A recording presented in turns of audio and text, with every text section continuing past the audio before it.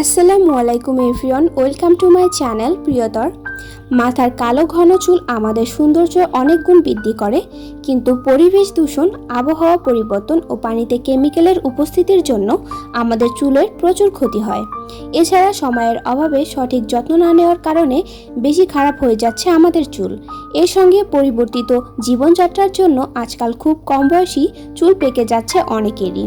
তো আজ আমরা জানবো এমন কিছু জিনিস যা ব্যবহার থেকে বিরত থাকলে চুল পাকা থেকে বেঁচে যাবেন আপনি। আসুন দেখা যাক কী জিনিস এড়িয়ে চললে চুল পাকা থেকে রেহাই মিলবে। মাংস খেলে আমরা প্রয়োজনীয় প্রোটিন পাই, যা স্বাস্থ্যের জন্য খুবই উপকারী, কিন্তু এই আমিষ জাতীয় খাবার বেশি খেলে শরীরে ইউরিক অ্যাসিড বাড়বে এবং অল্প বয়সেই চুল পাকতে শুরু করবে। কেক এবং পেস্ট্রি তৈরিতে এবং এর সাজসজ্জার জন্য বিভিন্ন রং ব্যবহার করা হয়।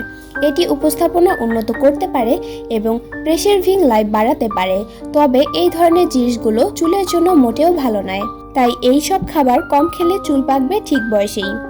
অনেক প্যাকেটজাত খাবার এবং জুসে ম্যানোসোডিয়াম পাওয়া যায়। এই ধরনের জিনিস বেশি খেলে চুল দ্রুত পাকতে শুরু করে।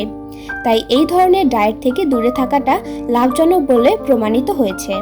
অনেক ধরনের তেলে ভাজা তৈরি করতে ময়দা ব্যবহার করা হয়, তবে ময়দা শরীরের হজম শক্তিকে দুর্বল করে, যা সরাসরি প্রভাব আমাদের চুলে পড়ে এবং অল্প বয়সেই পেকে যায় চুল।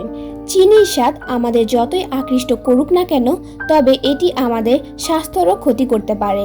বেশি চিনি খেলে শরীরের অনেক অংশের ক্ষতি হয়, সেই সঙ্গে চুল তাড়াতাড়ি পাকতে শুরু করে, কারণ চিনি খেলে ভিটামিন ই এর অভাব দেখা দিতে পারে। তাই অল্প বয়সে চুল পাকা রোধ করতে যতটুকু সম্ভব এসব জিনিস পরিহার করে চলুন, তাহলেই আপনি অল্প বয়সে চুল পাকা থেকে বাঁচবেন।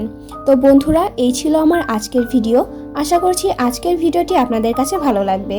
আজকের ভিডিওটি ভালো লাগলে অবশ্যই লাইক, কমেন্ট এবং শেয়ার করবেন, আর আমাদের ফেসবুক পেজে ফলো দিয়ে আমাদের পাশেই থাকবেন।